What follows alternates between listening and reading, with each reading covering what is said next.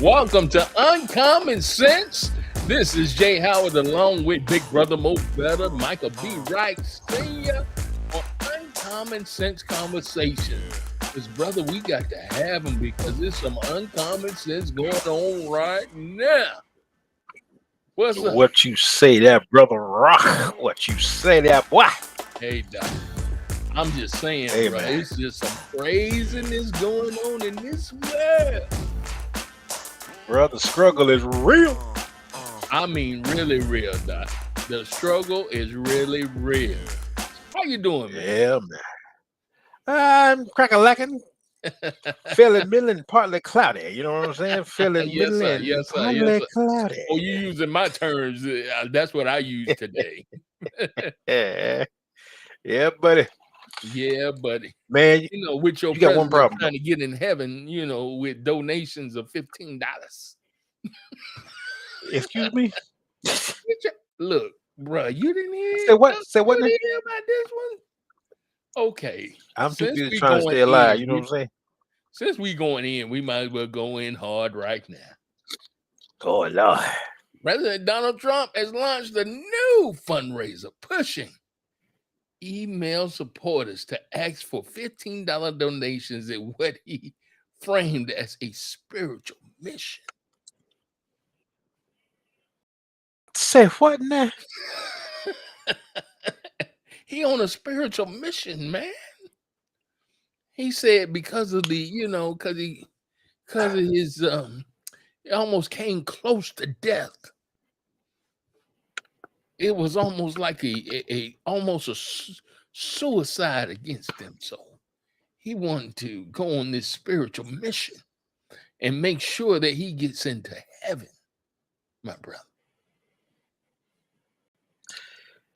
Okay, I'm getting closer to the camera so I can make sure I hear what you're saying because I think I didn't hear what I heard you say you said Oh, you heard when you right, said it. bro. You heard right, bro. You heard right. You heard right. Okay, you know what? Wait a minute. Let me just If do God, this. Yeah, let me just do this. Bam. I just showed you. You see it? oh, you lying. Oh no. There it is. You know what? You know what? Mm-hmm. God need to hurry up and come back here. You hear me? Yes, sir. Quickly. Jesus in heaven. With the Okay, that's it. I'm done. Tell you what, you call me in 3 years. If the world is still here, you call me in 3 years and I'll holler. You know what I'm saying? I know. holla. Bruh. I'm out. I'm out. Then your boy want to pull this on us. Trump Labor Department wants to scrap a 60-year-old civil rights protection that has been in place since Lyndon B. Johnson. And this is what he wants to replace it with. He wants to make it legal to only hire white men. Mm-hmm. You know what? Oh, you lying. I know you. I ain't lying, bro. I ain't lying. I wish I was. know you. Well, here's the thing. They've been only hiring white men since the beginning of time. So hell, So the civil rights movement didn't. yeah, that ain't changed nothing, That ain't man. I changed mean, that, bro. you got a few sprinkles in there, but come on now. Instead of How many black DEI, CEOs do you know? WEI. I'm just saying. How many black CEOs do you know? Just keep me on the point. Not with white corporations, actually. All right, then. I'm done. Mm. But okay, I mean, yeah, okay. Okay, well, since we through with the jokes for the night. I mean that, like I said, man, that ain't stopped them from just hiring only white No, men. It ain't. It's So been like that, what? brother. Look at the There you go. administration. Trying to told you, boy. So yeah, I don't see why you need to change the law for that. You do it anyway. Exactly. Exactly, bro. Anywho, but Anywho. you know, what do I know? What do I know? But here it is in Florida. Yeah, they go. Florida eliminates all vaccine mandates. What does this mean for the public health and personal freedom? This ain't gonna end well. No, This it's ain't not. gonna end well. But now you gonna end this without any statistical data, without any No. research. You're just gonna end it. Didn't I tell you it was a sprinkle somewhere? That boy was a that boy was a sprinkle. You hear me? Sprinkle, bro. I told you, boy. Hey, See, that's imitation pepper right there, boy. I'm trying to tell you. I don't know what that boy thinking, man. I don't know either, man. And I mean, he on this ramp and this rage, talk about, this is like slavery. Where you get that from? Well, I mean, your boy DeSantis need a fall guy, and I guess you had to get this one, and I guess the check was just right. But from the life of me, I can't see how you're gonna make this happen. Okay, here's this beautiful beam footage, as we always do, right here on Common Sense. The Florida Department of Health, in partnership with the governor, is going to be working to end all vaccine mandates in Florida law. All of them. All of them. Every last one of them is wrong and drips with disdain and slavery. Who am I as a government or anyone else, or who am I as a man standing here now to tell you what you should put in your body? Who am I to tell you what your child should put in your body? I don't have that right. Your body is a gift from God. What you put into your body is because of your relationship with your body and your God. I don't have that right. Government does not have that right. They want you to believe they have that right. Okay. Is it over? It's over. Okay.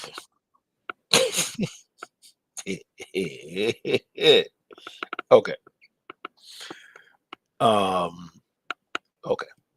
Mm-hmm. Okay. So let me get this straight.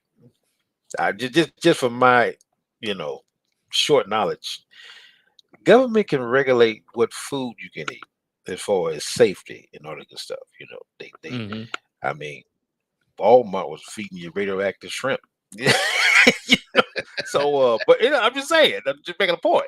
So you want your government to make sure you're eating safe food, but you don't want your government to make sure that you're not transmitting deadly diseases that could be prevented. And then Trump just fired the head of the FTC. For what? What did the Federal Trade Commission do now? Well, they're not doing what he wanted them to do. So, okay, all right. Well, I'm telling you now. You just had a measles breakout in Texas, which they still ain't told you where that's at right now. Right. So you don't know what's going on as far as infectious disease control, because again, your CDC is off the cheesy, and your health department again is ran by somebody who has no clue as to what he's doing. And so again, you're going down the rabbit hole, man. I'm telling you, ain't nobody gonna win this one. I mean, nobody's gonna win this one. I don't see how you're talking about school children. Right. I don't see how you're gonna do this, man. Right. But now, of course, intelligence, had to come in the room and had to ask him a few questions. Since he's actually, of course, pro-vaccine, and of course, a scientist appointed him to that position. You think? So, yeah. Okay. Yeah. And he has 2 degrees from Harvard. Okay, so I guess he knows something because he got 2 degrees from Harvard. But let's run the beautiful beam footage. Before you made this decision to try to lift vaccine mandates for Florida, which include obviously public schools, did your department do any data analysis? Did you do any data projection of how many new cases of these diseases there will be in Florida once you remove vaccine mandates? Absolutely. So absolutely not, because it's not a, you mentioned whooping cough there. So there's this conflation of the science and sort of what is the right and wrong thing to do. So scientifically, you mentioned whooping cough. So that's an example. This is part of the issue with informed consent. That's an example of a vaccine that is ineffective. The data show that it's ineffective at preventing transmission. So sort of mandates with that really don't have anything to do with the notion of transmission.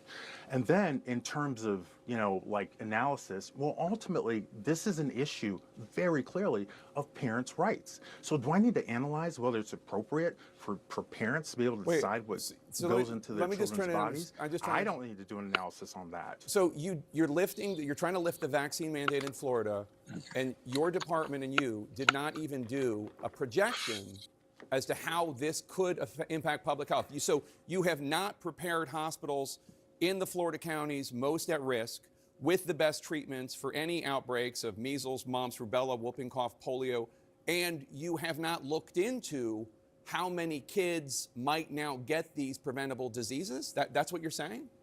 No, that's what you said.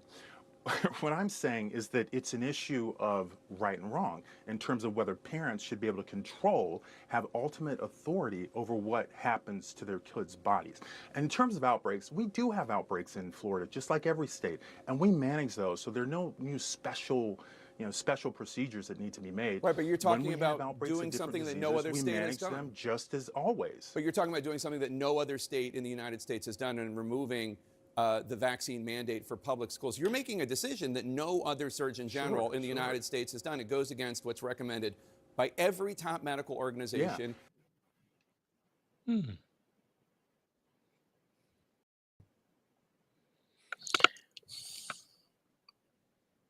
Okay. What's his name? His name is not even important, really. Is he a doctor? Is what I want to know. Is he? He got 2 degrees from Harvard, so I guess 2 degrees in what? I'm not. And they ain't talking about. I'm just saying. I'm just dude. Man, look at. Don't y'all go to Florida? See, this is a prime case, man. Again, as my grandfather used to say, it's best to be thought of food and open your mouth and remove all doubt. So this man has undoubtedly confirmed what I've been thinking. Right. That again, man, to go on air and not to have some kind of methodology behind what you're doing. It's setting a lot of people in Florida for failure, man. Right. Exactly. Exactly. Good luck with this one. Just imagine all the school children. If that's what I'm saying, man. Even this goes through and say, okay, no more vaccine mandates. What about the parents again? That's going to be chaotic. And the second thing about it is, what about parents who are pro-vaccination? And now you have parents and kids in there who are not vaccinated, and so now they don't want their kids co-mingling with people who are not vaccinated, because again, you have an issue with transmission if there's an infectious disease floating around somewhere. Right. So how you gonna deal with that? I mean, what's the protocol for that? If you have a pushback from parents again who like to have their children in the room with children who've been vaccinated, I mean. God dang. They just said they don't care, right? They gonna do it. They want you to do whatever you want to do. Okay. Because that's your God-given right. That's what he said. Oh, now you want to put God in all this, right? I mean, now you try to be a preacher. Yeah, exactly. I get that, but even God gives you common sense. I mean, to know if you have something that can be prevented, I mean, why wouldn't you do that? What's the issue behind doing it? I mean, as far as I know, I've been vaccinated when I was a child, and Right. now I might be a little off mentally, but but that went from a vaccination. I came in that way, you know what I'm saying? Came in that way, yeah. Gotcha. I came in that way, man. Come on, man. I mean, what's the science behind what's the methodology behind this, man? Again, I'm not saying the science or what was procedure are you putting to this that you're saying that this is gonna be all right? I don't know. Well, here's the actual corporate or the author of all of this. Your boy JFK Jr. He ain't gonna talk either. He gonna try to, but they gonna shut him down. They gonna shut him down because he not that fast in talking. That's what I'm saying. That's all I'm saying. I'm just saying. I know. I'm just gonna run the beautiful bean footage because this is what they're saying on the heel to RFK Jr. He's supposed to be the head of Secretary of Health, right? Who did this? That's what they say. Who did this? Do you accept the fact that 1 million Americans died from COVID? Oh, I don't know how many died. You're the Secretary of Health and Human Services. You don't have any idea how many Americans died from COVID? I don't think anybody knows. Mr. Chairman, the Secretary of Health and Human Services doesn't know how many Americans died from COVID. Doesn't know if the vaccine helped prevent any deaths. And you are sitting as Secretary of Health and Human Services? How can you be that ignorant? People just want to know the he called him ignorant, man. You don't know. Boy, these folks getting hot, ain't they, boy? They getting hot. They getting hot. They get hot now. This is just the start. This is the start. It's just the start. They getting hot. Here we go. the truth. Wow. When I don't think so. Mr. Secretary, you don't think so? Thank you. I don't think so. I hope everyone recording that got that because there explains the Secretary's tenure here.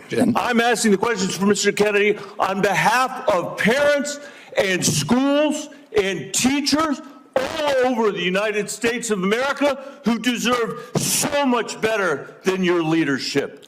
Mr. Secretary, do you agree with me that the president deserves a Nobel Prize for Operation Warp Speed? Yeah, absolutely, Senator. That was phenomenal. Let me ask you, but you just told Senator Bennett that the COVID vaccine killed more people than COVID. Wait, that was a statement. I did not say that. Okay, then let me ask, because you also were Senator, I just want to make clear, I did not say that. We'll check the record. That's a question of fact. Secretary Kennedy, are President Trump and the medical community right? Or do you still believe that the COVID vaccine was, quote, the deadliest vaccine ever made? No, first of all, I didn't say that. I said that in terms of affairs reports a while ago. I said today, I think that President Trump should get the Nobel Prize. So who's right? Is Trump and the medical community right, or are you right?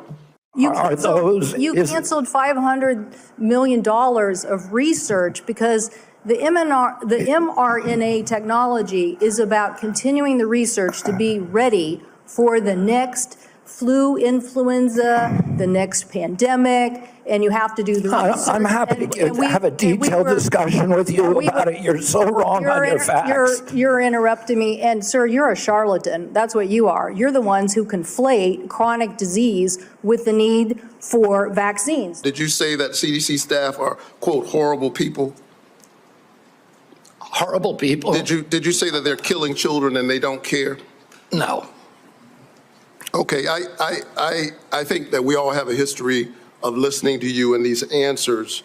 but you're on the record for a number of these statements. You are a hazard to the health of the American people. I think that you ought to resign. And if you don't resign, the President of the United States, who put forward Operation Warp Speed, which worked, should fire you. Boom. You see, he tried to talk. Well, now, dude, he ain't got no answers. I'm still trying to figure out, man. Again, this is Secretary of Health, and last time I checked, man, health is a major issue amongst the people. Can you understand that part? And he can't, and he never remembers what he said, man. I mean, they got him on video saying this stuff. I mean, you might want to do some beam footage before you appear before Congress and remember some of this stuff, bro. But again, man. So, all right. So now here we go. The question becomes now when and if there is a major outbreak. And there's already been an outbreak of measles, and we still don't know where that lands. They still haven't told us to fall out as far as the radioactive shrimp that people eat. They ain't told about that. Other issues that's been going on health-wise in America, and we're still in the dark. You know, you're literally in the dark about a lot of stuff that's been popping off in America. So my question becomes, man, and he also said in September he was going to have this huge announcement based on autism, as far as what that was concerned. September is here, and I'm still waiting on that big announcement concerning autism. He ribbing it up because this is what he's saying about autism. That autism is somehow connected with Tylenol. Okay. With Tylenol. Okay. Okay.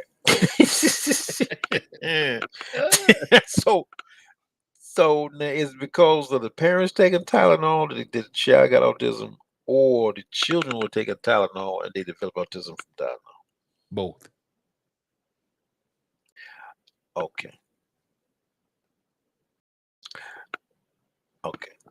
You know what? See, one of the prerequisites to be a part of the Trump administration, you must know how to lie. That way. Lie and also not remember what you said. That part. Yeah. Yeah, man. This ain't going to end well for nobody. Because again, I'm telling you, man. Like I said, up until this point, man, you're in the dark as it relates to what's been going on health-wise in the country. And so they're going to pull this. It seems as if, man, they are literally trying to create as much chaos as they possibly can. They are. That's what it appears to me. Yes. That they are trying to cause as much confusion, much chaos, discombobulation, all that good stuff, man. They want it to the hilt, bro. And right now, it seems like it's nonstop. It really seems like this is a plan is just absolute chaos. Yes, that's what it is. And I guess, okay, that's what. But man, bro, you already had a brain dump at the CDC. You had a brain dump at the FDA. You had a brain dump at the US. I mean, you have a brain dump in all these places. Man, so you have no career individuals nor scientists folks have left the federal government in droves. Right. So what's going to be your fallback? That's what I don't understand.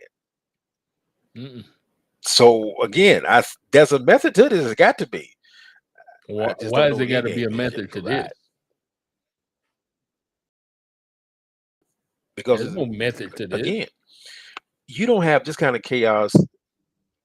Well, bro, you don't have this kind of chaos and madness on the level of the federal government, man, without a reason. I mean, that's what you got to consider.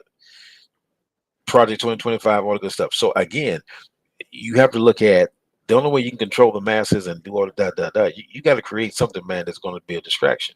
Right. And that's why I'm saying there's an end game to this, bro. There is an end game.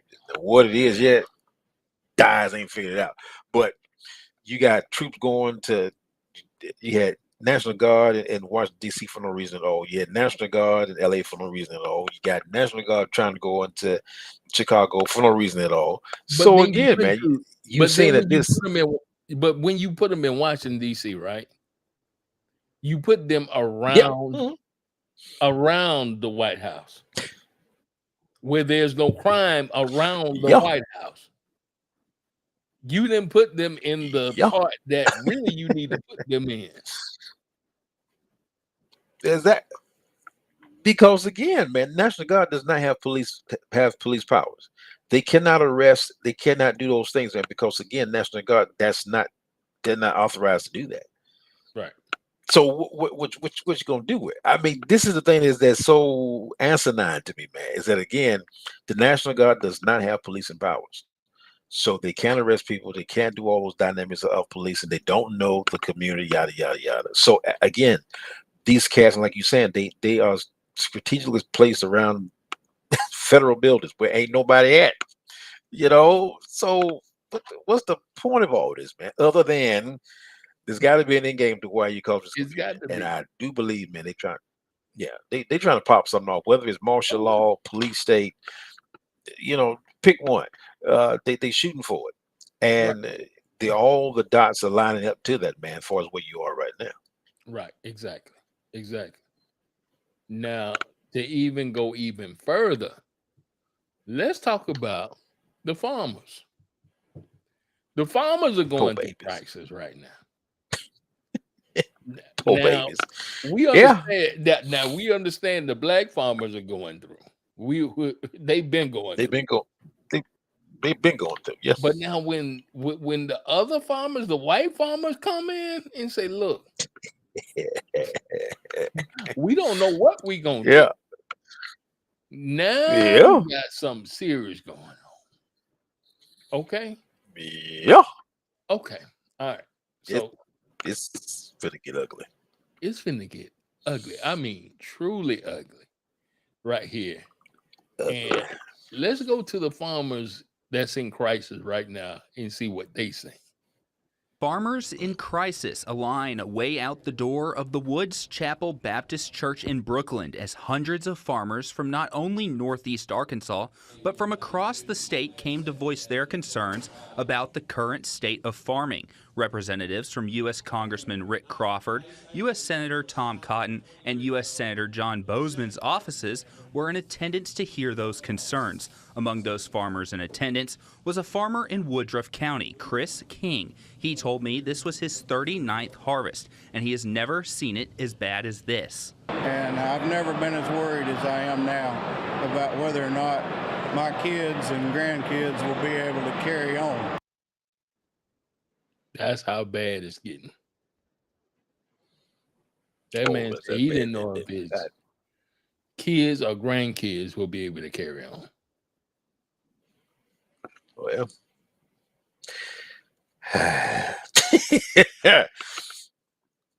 I'm trying to have some sympathy. The only reason why I have any kind of sympathy or in this situation is because this is affecting your food chain. Right. That's one. Right. That baby right there, you're affecting the food chain. That's and if you think you're paying high prices in the grocery store now, bro, wait till next year. Right. Exactly. But wait till next year, man, when this stuff really hits. Because go ahead. No, I was going to say now, you know, right now, here's the farmer's problem. They got a problem, and here it is. We're going to lose 25 or 30% of the farmers in this country if they don't do something. It has to be done, and it's not just here. It's everywhere. It's everywhere. It's not just here. Everywhere, it's everywhere. It's everywhere that this problem is going on. Okay. And the number one problem is, of course, the tariffs from Trump. That poor. The one that's going to make America great again. The one that's going to put dollars in everybody's pockets it's going to be the tariffs is the obvious problem. Here it I is. think the tariffs are the ice cream on the cake of a perfect storm. When you try to sell a product, okay, U.S. soybeans leaving New Orleans without the tariff to China are cheaper than Brazilian soybeans at the current market. But when you put the tariff on top of them, Brazilian beans are cheaper. That's it. Just simple math. Wow, simple math, man. Simple math. Oh boy, yeah. So you got harvest is, spoiling on the vine because you don't have any, again, people to harvest that. You got farmers who can't sell their crops. Okay, so it literally is a perfect storm. And again, you in trouble if you don't recognize, again, this stuff has not hit full steam yet because you had a lot of stuff in the pipeline as far as from the Biden administration. But when this stuff really hits, man, when you're talking about, again, lost product, you're talking about no harvesters, you're talking about tariffs, you can't sell your product, bro. It's getting ready to get real ugly, real fast. And the cost of doing business is so much higher for them. How can they withstand it? Because you don't have those subsidies that you had with Biden. Right. Because I remember one of them was like $80,000 that these farmers were getting every year, and they can't even get them now. No, because again, USDA, man, that was a huge check as far as most of those farmers, wheat, stuff like that, soybeans, wheat, that was a huge check for them for USDA. That mess is gone now. Right. So a lot of farmers built their business around federal contracts to some degree. And again, when you're looking at exports, China was the biggest importer of soybeans and corn. Now what you gonna do? Them suckers going to India, and they going to Brazil. So yeah, you about to set up the perfect storm in this joint here, bro. Because you saw the meeting this week, this past week, where they had Putin, India, and North and South Korea meeting together to talk about this very thing. He's like, who does he think he is? He gonna put the whole world on hostage. And they finna show him. Oh, they about to show him. They about to show him. Now the farmers come up with the answer to the problem, but they really don't want to go here, but they have no choice but to go here. And here's the answer they think. In the short term, they have no choice but to mail us a check. I don't know a farmer that likes the check program. Nobody wants to take taxpayer dollars, but nobody wants to go broke. Nobody wants to lose everything. Long term, we have to have options, markets, and places to sell our product. But the thing about it, right, they're not going to mail a check.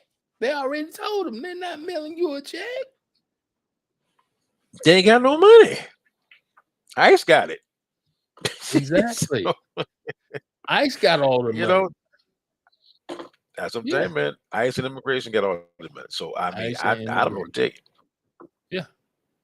I mean, they're sucking money, man. Again, out of FEMA, out of USDA, they've sucked money out of everywhere to feed ICE. Right. It is the largest enforcement agency on the planet based on the numbers that they got, bro. Go figure that one. Wow. Go figure that. Wow. I'm telling you, man, it's you can't build this stuff up, man, again, without an end game. Oh yeah. There's an end game, Doug. That's an end game. Yeah. Yeah. You just don't know. You might be the one they trying to end. Exactly. Oh, I'm telling you, man, you might be the one they trying to end, player. Cause yeah. But again, man, this stuff has been orchestrated for years, man. But unfortunately, those who thought they were immune from again the backlash. Yeah, I hate to say it, a lot of folks, man, in that room thought that they were immune from this stuff, and you're figuring out, no, not when that 1%. That 1%, Doc. Says you are collateral. Yeah, that You're says you are collateral damage. And that's what they weren't banking on, man.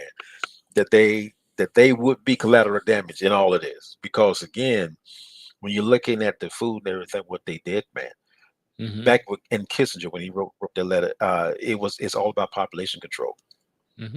You know, so again, when you look at certain things, man, that was a hidden agenda about this, and this goes all the way back to Kissinger, as far as why you're doing certain dynamics. It goes back again to population control, and because they said population control is a national security issue. How the hell is that? But they made it up. So when you're looking at these things, man, this stuff goes back umpteen years. But now the playbook is set that you can play it now because you have all these different things that have been set in motion, and the dots are lining up. You know, and unfortunately, for those who again have been so aloof to what's been going on behind the scenes, now you're waking up to a new, as they talk about a new world order, you're waking up in it right now, man. Right. Exactly. I mean, you see what happened here in Georgia with the Hyundai plant down here, where ICE went through the plant and arrested 475 workers from the because Hyundai again, plant. man, you ran out of immigrants on the street. You got to go find them now. Exactly. Okay. But now here it is now. But Korea came back now. Korea said, "Hey, look here, we'll come get our people, and we'll send a charter jet to come get our people." So play if you want. Play if you want. Because that's 475 jobs that you have to replace with who, and who you gonna replace them with? Good question. question. There's nobody to train them. No. And what if, but your boy talking what about if Korea go ahead and pull out here in Georgia? Then who looks crazy? It's a strong possibility, man. Who looks crazy? Your boy Brian Kemp. He looks crazy now. At that point, but he don't Kemp getting out of it, man. So what does he care? Yeah, that's true. That's true. Come on, man. It's true. Kempton had his run, so he don't care. Yeah. That's for Unless somebody he's else to trying be to get concerned into about. the Senate. Nah, you know, I don't know.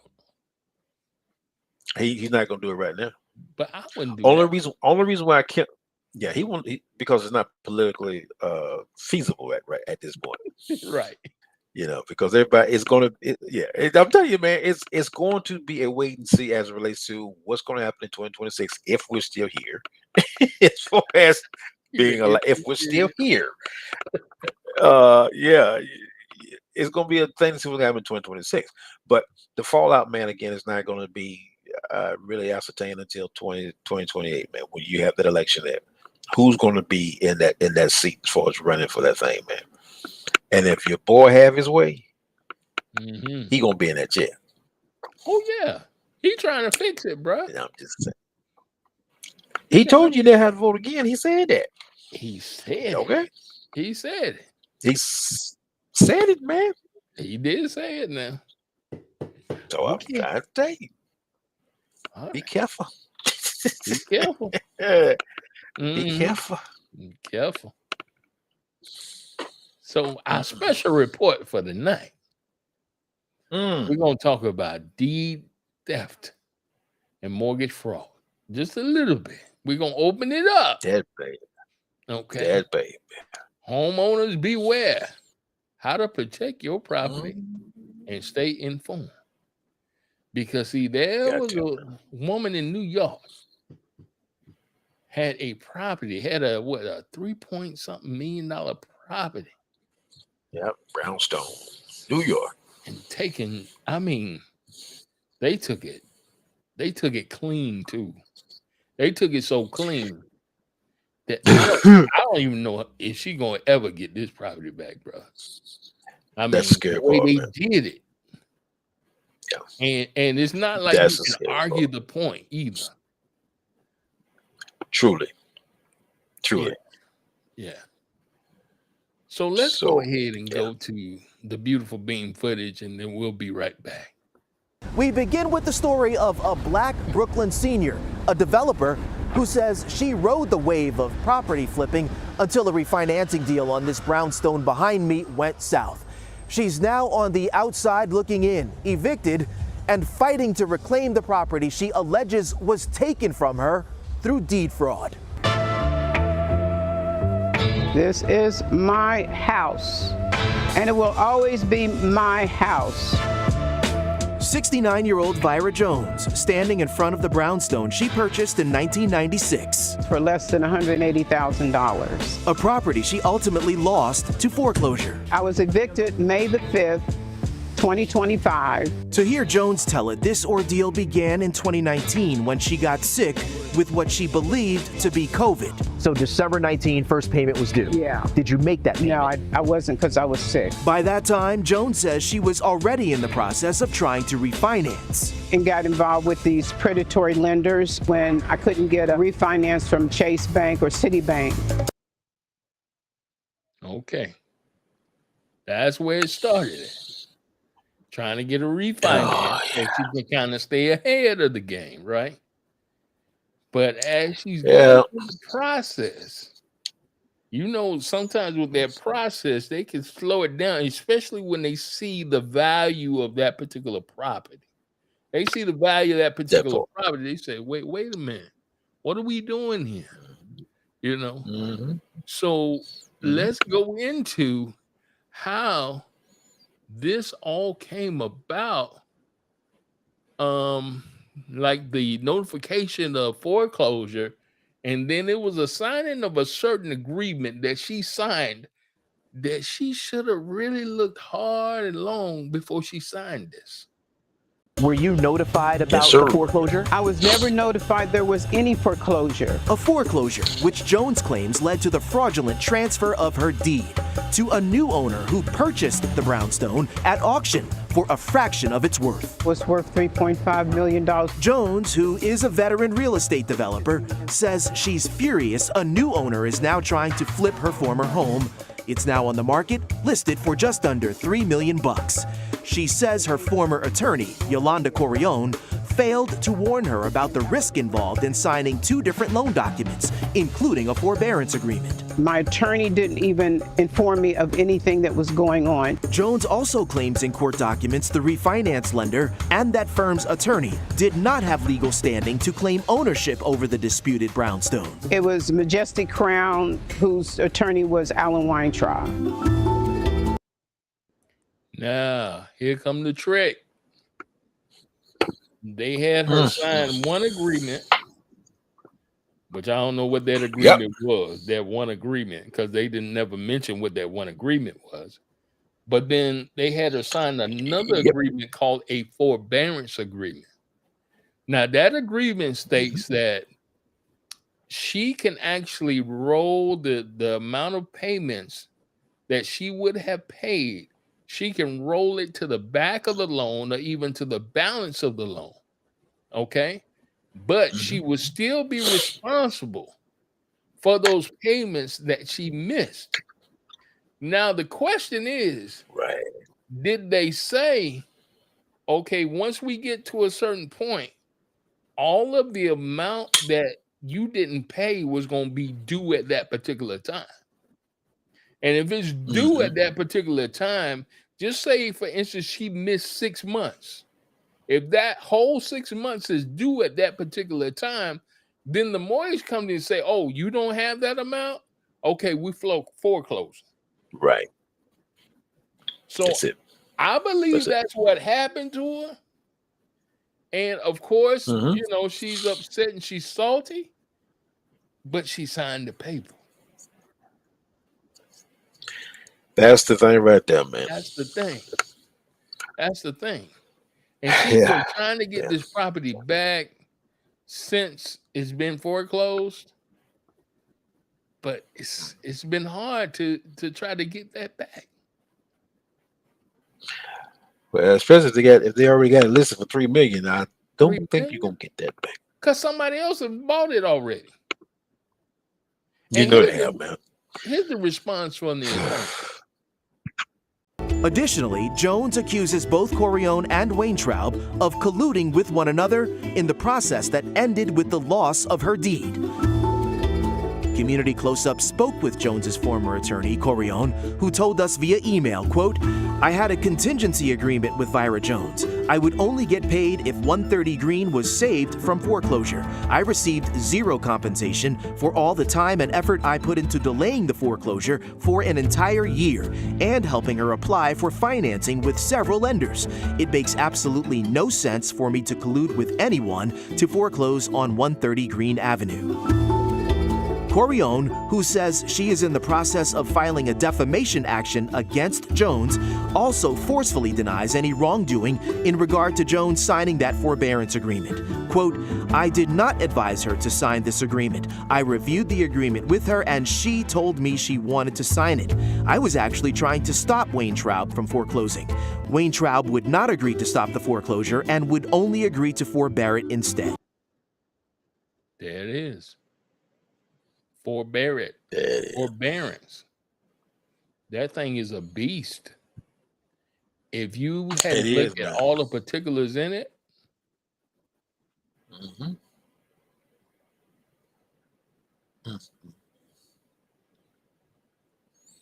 and it's actually a sad situation because, you know, you look at these loan documents, you really don't read everything in the loan documents. But you should have an attorney that advise you. But now the attorney says that she did advise her not to sign it, but she still signed it. Still signed it. Yeah.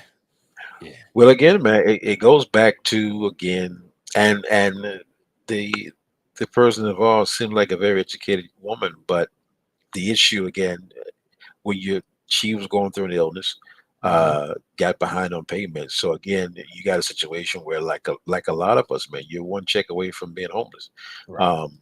Unless you definitely have financially secured yourself to a place where you can go 12 months, you know, without something catastrophic happen, then okay.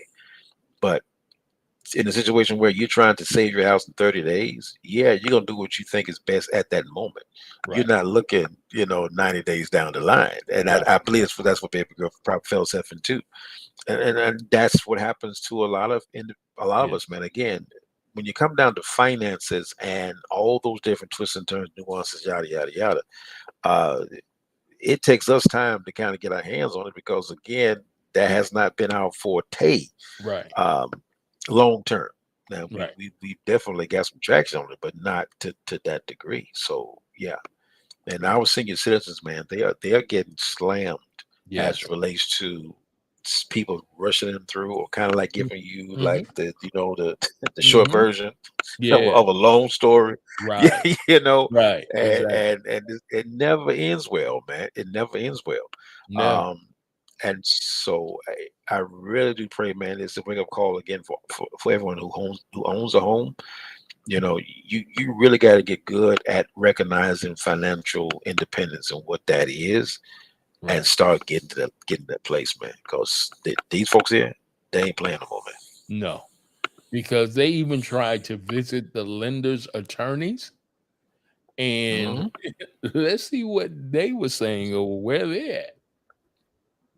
We reached out to attorney Weintraub, who represented the lender Majestic Crown NY LLC in Jones's refinance.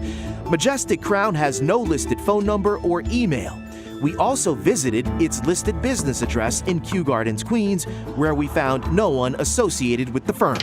As for Weintraub, Majestic's attorney, he declined to comment for this story and referred us to the more than 200 document filings included in his counter lawsuit against Jones. We reviewed those documents. Several of them detail Majestic's multiple attempts to officially serve Vira Jones with notice of foreclosure paperwork as required by law. But various process servers noted how they were unable to reach Jones directly and instead left the paperwork with either her first floor tenant or a dozen other unidentified people listed in documents as John Does, all during a period when Jones says she was ailing from COVID.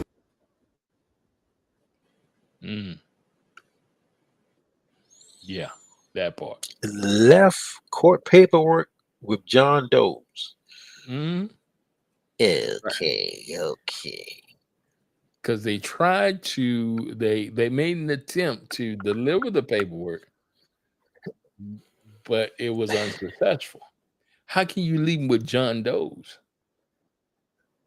That part there. And secondly, if the baby is sick with COVID, she can't be too far. Right. Exactly.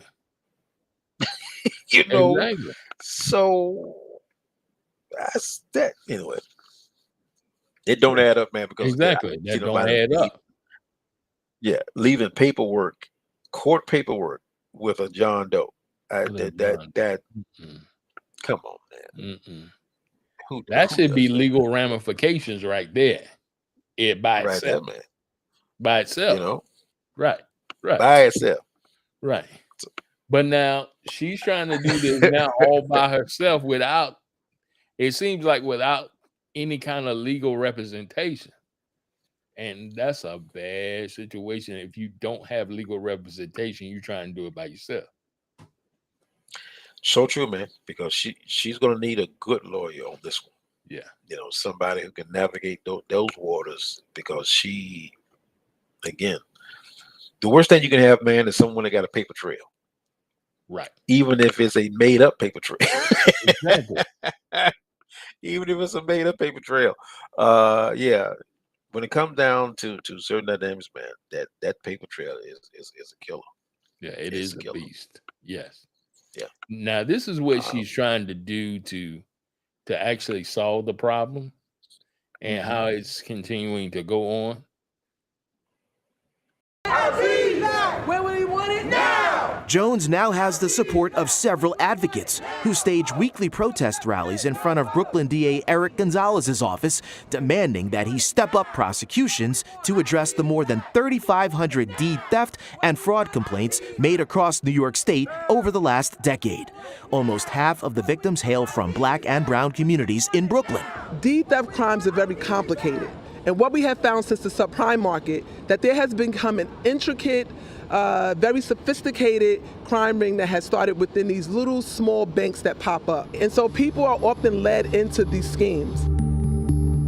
A spokesperson for DA Gonzalez declined to comment specifically about Vyra Jones's case, but did cite to Community Close-Up a recently obtained conviction against 68-year-old, now disbarred attorney Sanford Solney of Midwood, Brooklyn. A judge found Solney targeted and defrauded 11 homeowners who were in foreclosure, homes which the DA's office successfully returned to them. That spokesperson adding that the DA's office, quote, has a robust and active deed fraud unit that secured 31 indictments since 2017, all leading to convictions, including many jail sentences. We reached out to attorney Nicole Brunecki, who has no connection to Vyra Jones's case, for her insight. We have also a very liberal interpretation of contracts. There's a presumption that people know what type of agreement they are entering into, that they're doing it voluntarily and knowingly. Speaking in general terms about the loan documents she's seen homeowners sign, Brunecki says it is crucial to carefully read every line of any agreement or contract and then seek out the advice of legal counsel you trust. They're designed in a way to make the borrower fail, and these properties go into foreclosure. A person can default under these terms very easily. They've stole my generational wealth. Vyra Jones does not dispute that's her signature on the loan and forbearance documents, which ultimately led to her losing her brownstone. What do you say to the people who are going to listen to your story and they're going to say, you are a woman of means, you're a developer, you've owned several properties over the last few decades, you know the process, and that you just kept on pulling money out of this to the point where you couldn't afford it, and the last refi failed? Don't say it seemed like you were just making me No. the criminal, the person that created this. No, not at all. I have never had any problems with doing a refinance until I decided to go to these predatory lenders. Their program is called Loan to Own. I don't care if you pay them every month until you get ready to do a refinance. You're not getting your house back.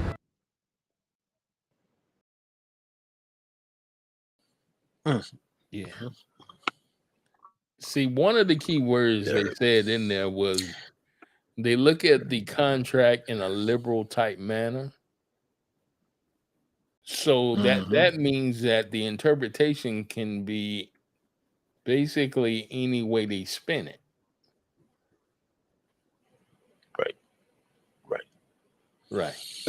Now, the thing that grabbed my ear is Mhm. when that reporter started running down a litany saying you pulled out money so you can pull out no more. I'm like, wait a minute, bro. How you know she pulled out money on the hat? Exactly. How you know? Yeah, you know, how Yeah. you know that, Blair? Yeah. So again, you have a situation, bro, where, like she was saying, you're making the woman like she is a villain in this. When Right. at the end of the day, Right. yes, she's a woman of means and she's a developer. So yes, the Right. dynamic is there. Yeah. But at the end of the day, when you're looking at how things are worded, as far as via, like Mhm. you said, those contracts and the Right. two different agreements that she signed, Right. that's the, like they say, man, the devil's in the details, and There that's you true. Yes, Them it is. details. Detail. If you read the details, you'll find the devil. Right. Right. You find Right. that devil somewhere, Right. Right. and it's in them details, player.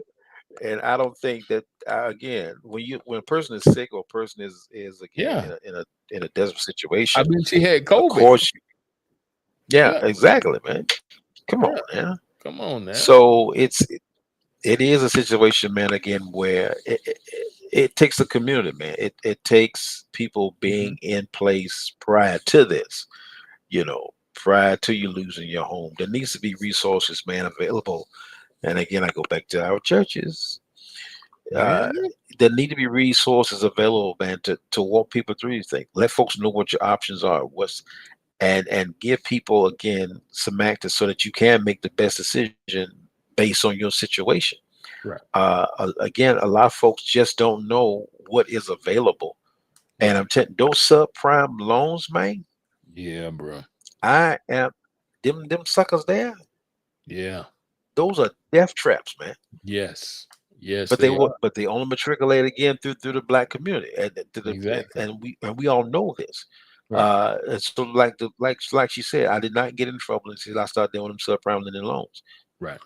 That's where it is, man, because they preyed on black communities. Right. And so again, you have to look at it again from the aspect of why was this person probably offered a 14% or 30% interest rate when she is a woman of means? You know, when she does have equity and da da da da da. Right. You know, why Right. was she even putting this up prime loan? Right. You know, Right.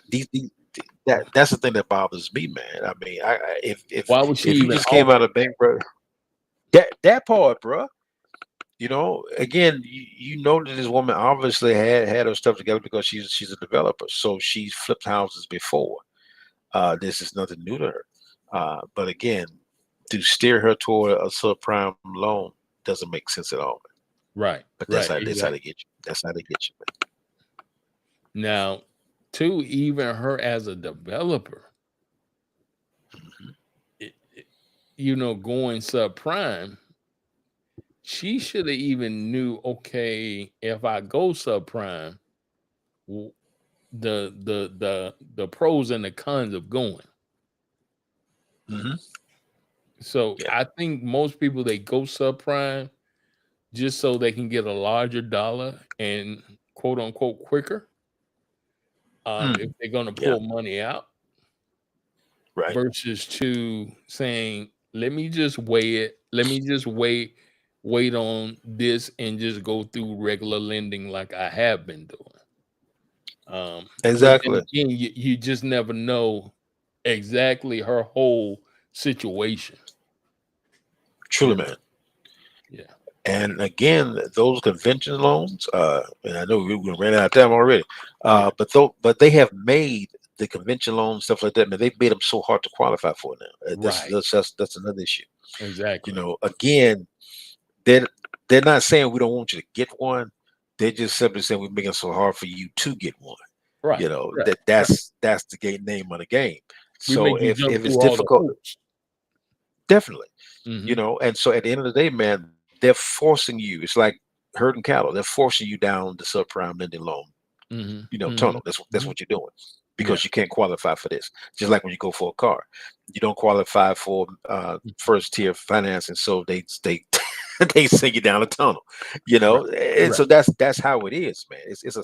There's a science to what they're doing. Regrettably, if there's no pushback from an individual who knows, we're not doing that. No, You know, no, we're not doing that. we're not going there. You know, I don't care. We're not doing that. We're not doing that. If there's no pushback, then, but you can't be again in a desperate situation, man. And that's why I'm praying everybody understands. Don't let this stuff get on you like that. That you're in a desperate situation, that you are grasping at straws. Right. Because it doesn't end well. It doesn't end well at all. It doesn't. And I've come to a place, man, now where I'm asking questions from here to Timbuktu, as it relates to things, because I recognize, man, one decision can throw you off for years, man. For years, years, especially financially. One bad trigger, boy, it ain't going anywhere for you. So yeah, that's what they're doing, Jay. They have made it so they're funneling people into certain pockets, you know, into certain zones that they want to keep you in. And they had to set it up that way because of the subprime bust that happened. So now they had to say, okay, definitely, how can we set this up to where we still making the same amount of money, but making it in a different manner to where we can get our money still and y'all can get your money still. So we'll make it tough to get these conventional loans. We'll only really deal with the A+ borrower. But some of those borrowers that could go, we're going to send them to subprime. That's it, man. Yeah, that's it, bro. And, you know, and just like the title loans, man, once you get in there, you're never getting out. Never. Never. You're never getting out. No. You know. No. Man, I'm telling you, not textbook. I'm telling you from experience. Once you get in there, you're not coming out. And without the help of the good Lord, you're not coming out. Because you never make enough is the first problem. The terms are already against you. Right. And if you're already in a hole, and you start digging deeper in that hole, you're not gonna come out of that. You're not gonna come out of that. Yeah. So yeah, you got to be real careful, man. Real careful. Uncommon Sense, right here every Tuesday at 7:00 p.m. on SinceYouAsked.com and thetruevision.net. Jay Howard and Michael B. Wright. Hey, brother, again, what a wonderful show. And we hope we're educating people. We hope we're giving them information and sharing information with them that's going to help them, right? I pray, man, because we all need all the help we can get, man. Yes, sir. We do. We need all the help we can get. See you next week.